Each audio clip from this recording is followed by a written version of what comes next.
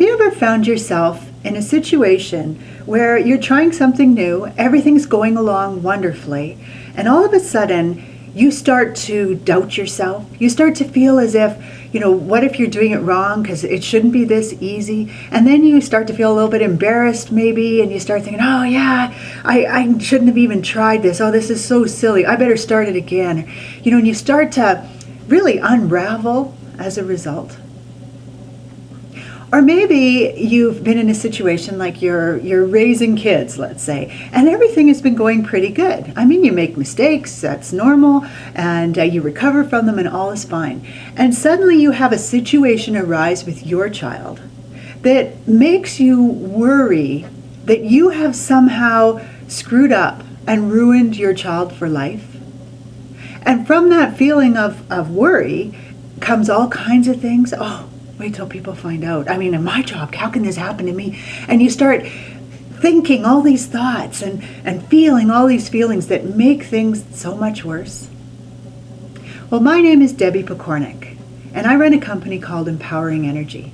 Today I'm here to talk to you about something I call the Big Five patterns of self-destruction. Now, these Big Five patterns are things that are more than just a feeling. They're things that happen that kind of trigger this pattern to occur for us. And by doing so, they open the door to things like our inner critic jumping on board and starting to remind us of everything we've ever done wrong, or starting to make us feel really bad and unworthy. They bring our limiting beliefs into play and make us start thinking, oh, why would I even try that? I've known all my life I could never do that. And they just make it so much harder for us to really connect with who we are, which is what we need to do in order to really bring out the best in ourselves. I mean, that's how we access our creativity and our intuition, is when we can really believe in ourselves and excel in that way.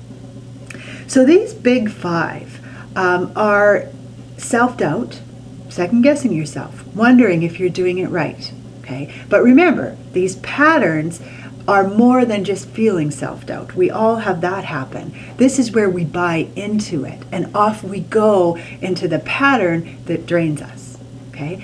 So number one is self-doubt. Number two is uncertainty. And in this case, I'm talking about an uncertainty as to whether or not you are actually even capable of doing whatever it is that you've started out to do. The third one is worry that you've actually hurt someone else because of your inability to do something. So it might be that you worry you've ruined your child for life. It might be that you worry that your mistake is going to single-handedly bring down the corporation that you work for. That kind of worry. It's much bigger than just a little worry. The next one is fear. And in this case, I'm talking about fear of rejection, fear of humiliation, fear of making a fool of yourself, of how others are going to judge you. And the final one is guilt. And that is where we start to believe that if only we had worked harder, if only we had done more, if only we had practiced more, that this would not be a problem, and that we would be able to do it better, or to not make mistakes. These feelings are products of a society that judges us, that makes us feel as if we don't measure up when we make a mistake. Or even if we don't make a mistake, if our error is not trying to do something, we feel judged, whether we do it or whether we don't. It's a society that blames people for their errors or their problems, or blames them for my errors, my problems. We make it a personal thing. You're responsible for how I feel or what I do. It's also because we compare people. We use comparison as a measure to decide how successful or unsuccessful we are. This is very true in our school system, so it starts from a very young age. Now, in case you're thinking that, this isn't fair and society needs to stop it, we are society, and that's what's exciting about this. There is much that we can do to help make changes, or to start making changes on an individual level.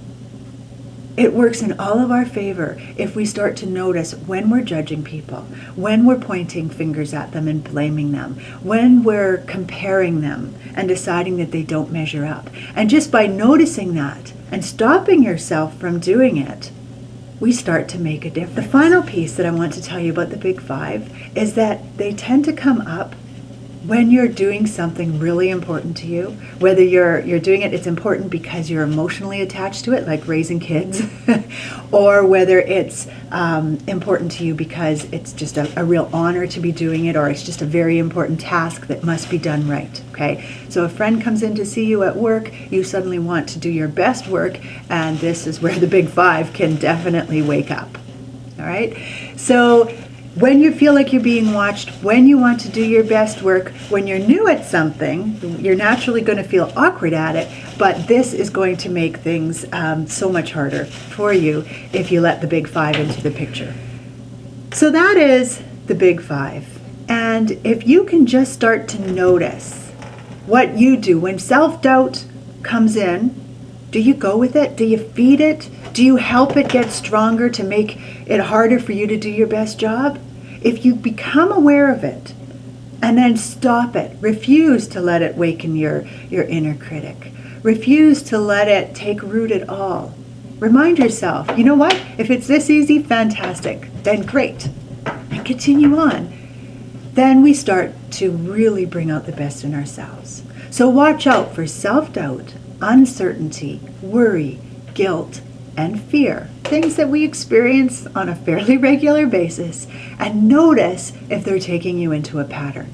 Just by doing that, you give yourself the ability, the control to stop it in its tracks and to start really, truly living to your full potential.